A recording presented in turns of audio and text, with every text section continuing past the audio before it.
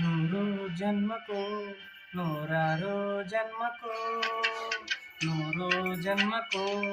ನೂರಾರು ಜನ್ಮಕ್ಕೂ ಫಲವಾದರೆ ಒಲಿದೊಲಿದು ಬರಲಿ ನನ್ನ ಆತ್ಮ ನನ್ನ ಪ್ರಾಣ ನೀನೆಂದು ನೂರು ಜನ್ಮಕ್ಕೂ ನೂರಾರು ಜನ್ಮಕ್ಕೂ ಫಲವಾದರೆ ಒಲಿದೊಲಿದು ಬರಲಿ ನನ್ನ ಆತ್ಮ ನನ್ನ ಪ್ರಾಣ ನೀನೆಂದು ನೂರು ಜನ್ಮಕ್ಕೂ